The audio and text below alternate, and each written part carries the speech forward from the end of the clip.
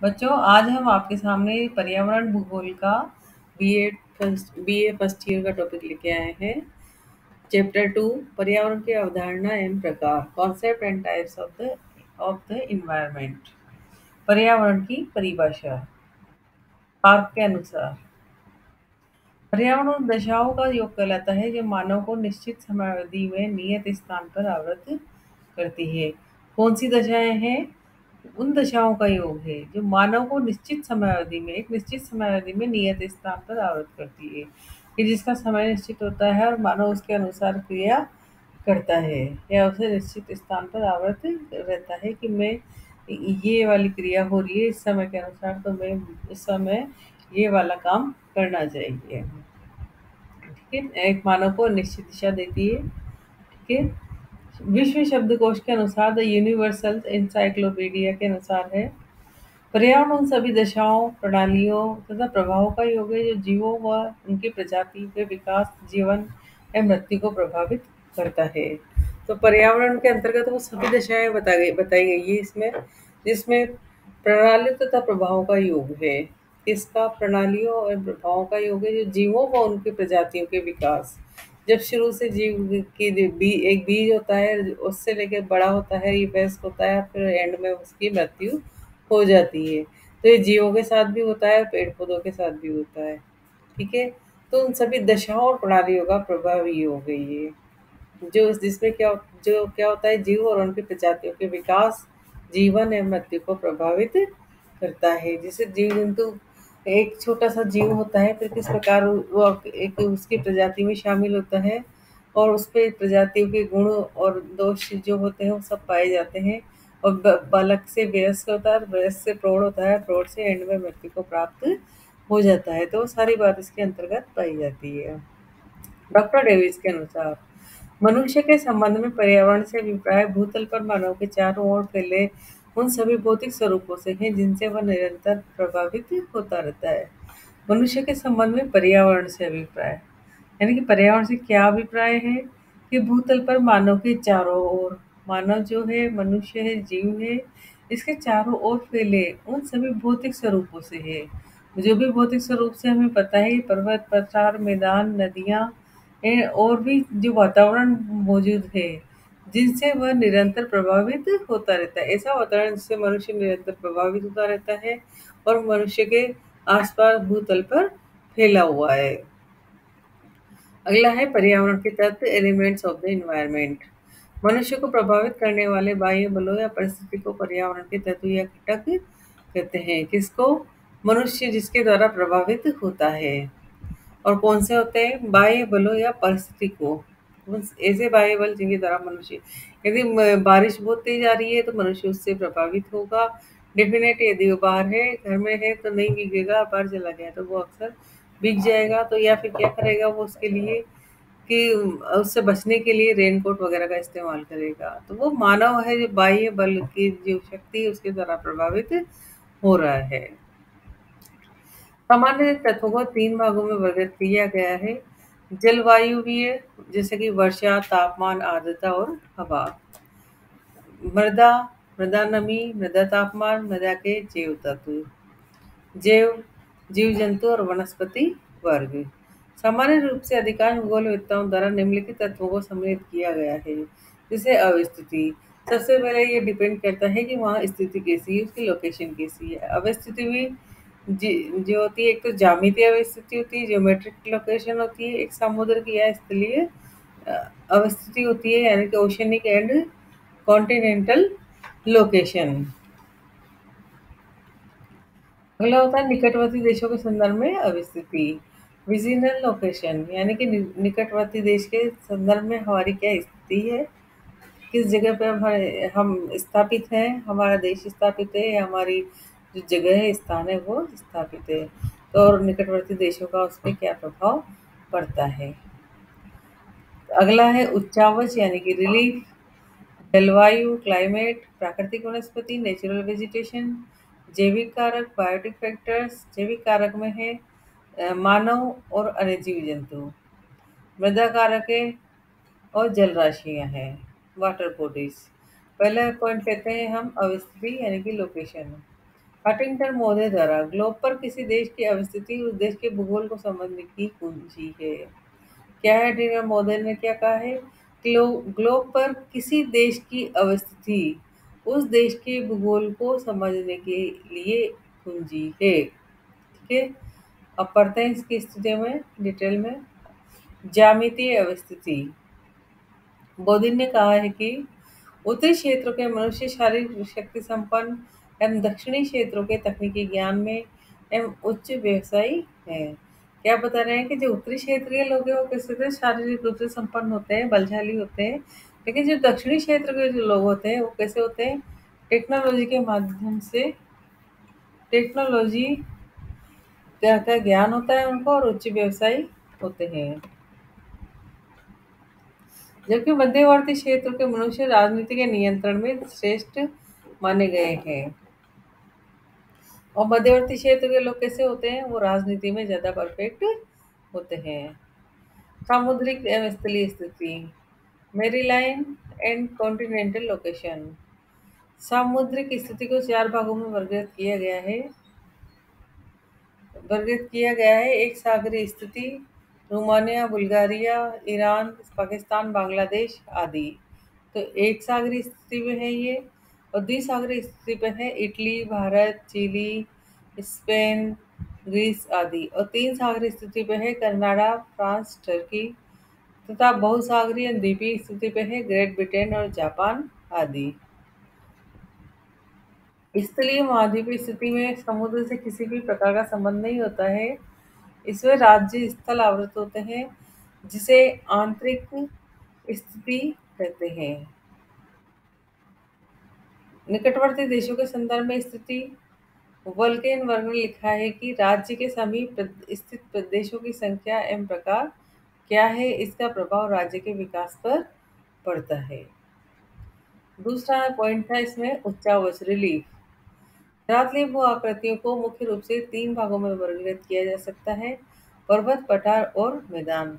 पृथ्वी के धरातल का 26% भाग पर्वतीय, 33% भाग पठारी और 4% भाग मैदानी है। पर्वतीय भाग विषम होते हैं जिससे जलवायु भी कठोर होती है। पर्वतों पर घुमक्कड़ पशुचारण, नोमैडिक हार्डिंग, एकत्रीकरण, फूड गैदरिंग, शिकार तथा स्थानांतरित कृषि मुख्य व्यवसाय है। कहाँ पर है ये? पर्वतीय भागों पर। पर्वतीय भाग विषम होते हैं और जलवायु भी कठोर होती है। पर्वतों पर क्या होता है? एक तो घुमक्कड़ पशुचारण होता है, एक फूड गैदरिंग होती है, एक शिकार और स्थानांतरित कृषि यहाँ पे होती है। स्थानांतरित कृषि वो होती है कि जिस जगह बदल बदल के की जाती है, एक ही जगह पे स्थिर होकर नहीं की जाती। पठार धरातल से एकदम ऊंचा उठा हुआ समतल सतह वाला भाग होता है। और जो सेकंड नंबर पे पठार होता है, तो पठार कैसा होता है कि धरातल से थोड़ा ऊंचा उठा हुआ होता है और ऊपर की सतह समतल होती है। जहाँ चोटियों का अभाव पाया जाता है, पठारी क्षेत्र भी मानव जीवन के लिए कठोर परिस्थितियां प्रदान करता है। तीसरे नंबर पे आता है इसमें मैदानी भाग। तो मैदानी भाग मानव जीवन के लिए अनुकूल परिस्थितियां उत्पन्न करता है, क्योंकि मैदानी भाग में नदियां भी आ जाती हैं। तो और नदियों के किनारे बहुत सारी सभ्यताओं क्या विकसित हुई है। और मैदानी भागों में सभ्यताएं विकसित हुई है। नदियों के पास अधिकांश सभ्यताएं विकसित हुई है और वो मानव के रहने और जीने के लिए बड़े अनुकूल होती है वो जगह। इसलिए मैदानी भाग पर अधिकांश मानव का जीवन पाया जाता है। अगला है इसमें थर्ड नंबर का पॉइंट, जलवायु यानी कि क्लाइमेट। कुमारी सैंपल ने कहा है कि पर्यावरण के सभी भौगोलिक कारकों में जलवायु सर्वाधिक महत्वपूर्ण घटक है। सभ्यता के आरंभ और उद्भव में जहाँ तक आर्थिक विकास का संबंध है, जलवायु एक वृहत शक्तिशाली तत्व है।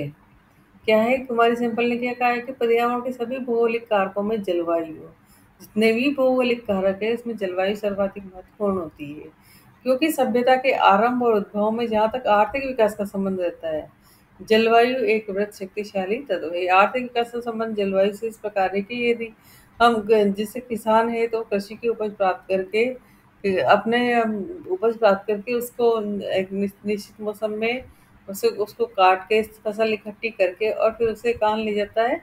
वो मंडी में ले जाता है फसल को उसे बेचने के लिए। तो उससे कुछ ना कुछ आर्थिक उसकी अर्थ की प्राप्ति होती है। तो यही बताया गया है कि पर्यावरण के सभी भौगोलिक कारकों में जलवायु सर्वाधिक महत्वपूर्ण घटक है। और सभ्यता के आरंभ में जलवायु से सभ्यता का भी प्रभाव पड़ता है। यदि जलवायु मानव के अनुकूल होगी तो मानव वहाँ रहना पसंद करेगा, और प्रतिकूल होगी तो मानव रहना पसंद नहीं करेगा। तो उद्भव में जहाँ तक आर्थिक विकास का संबंध रहता है, जलवायु एक वृहद शक्तिशाली तत्व है। अगला पॉइंट है प्राकृतिक वनस्पति, नेचुरल वेजिटेशन। प्राकृतिक वनस्पति से अभिप्राय भौगोलिक दशाओं में स्वतः विकसित होने वाली वनस्पति से है, जिसमें पेड़ पौधे, झाड़ियाँ, घास, लताएं आदि सम्मिलित है। इसमें देखो एक चित्र दिया गया है, जो है नीचे के जो है वार्षिक तापमान को दर्शा रहा है, यानी 30 डिग्री, 20 डिग्री, 10, 0 और -10। और उसके बाद है इसमें देखो इधर इधर खड़ी रेखा की ओर, जिसमें 100, 200, 300 और 400 तक की डिग्री सेमी में वार्षिक वर्षा बताई गई है। ठीक है, तो सबसे पहले 400 से चलते हैं तो उष्णकटिबंधीय वर्षावन पाए जाते हैं, और उससे थोड़ा यदि नीचे आते हैं तो शीतोष्ण वर्षावन मिलते हैं। ठीक है, शीतोष्ण वर्षावन मिलते हैं। और यदि और 200 से लेकर 250 तक के उसमें आते हैं तो उष्णकटिबंधीय मौसमी वन मिलते हैं। और जबकि उन यदि वार्षिक तापमान उनका हो 10 से 0 के बीच में, तो वहाँ पर शीतोष्ण वन पाए जाते हैं। अगला देखो, कांटेदार वन, सवाना और कांटेदार झाड़ियाँ। यहाँ पे जो वर्षा का औसत है यहाँ पे कितना है, यहाँ पे है 50 से ऊपर, 50 से लेकर 150 तक का। ठीक है, और इनका जो टेम्परेचर होता है वो 20 से लेके 30 तक होता है। और वही टेम्परेचर यदि अपन 15 से लेके 0 तक की बात करें तो, और और वर्षा वही 50 से लेकर 100 तक की, तो होगा काष्ठ भूमि, घास भूमि और झाड़ी भूमि वहाँ पे पाई जाएगी। इसी प्रकार है, यदि 20-30 का टेम्परेचर है और वर्षा बिल्कुल नहीं है, 50 से भी कम है, तो वहाँ पे मरुस्थल वाला इलाका हमको देखने को मिलेगा। हम इस ग्राफ के माध्यम से पूरा देख सकते हैं कि कहाँ पे कौन सी मौसम की वजह से कितना तापमान और कितनी वर्षा की वजह से कहाँ पर कौन सा हमें मरुस्थल मिलेगा या कौन सा पर्यावरण वातावरण हमें मिलेगा।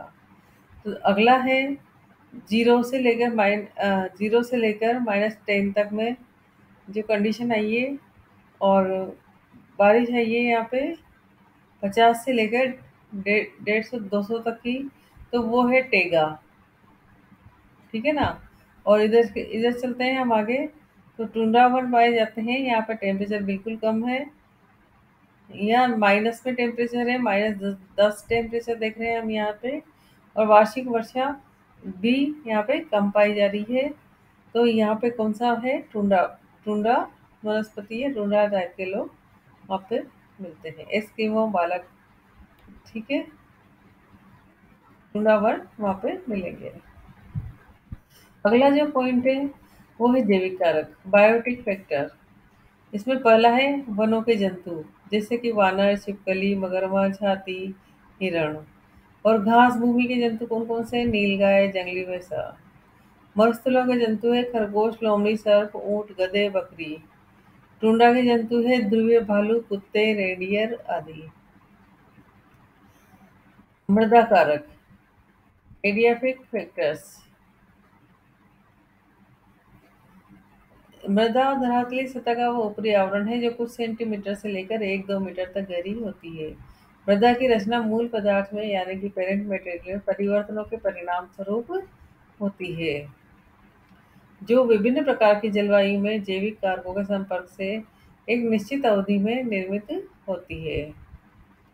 अगला है जलराशियाँ, वाटर बॉडीज। जिन पुरुष के शब्दों में जल एक महत्वपूर्ण आर्थिक संपत्ति है, अधिक सत्य तो यह है कि यह मानव के लिए कोयला या स्वर्ण से भी अधिक मूल्यवान संपत्ति है। सभी जगह जल क्षेत्रीय मानव क्रियाकलापों में प्रमुख प्रभुत्व रखते हैं। जल राशियों के अंतर्गत महासागर, सागर, नदियाँ, झीलें, जलाशयों को सम्मिलित किया जाता है।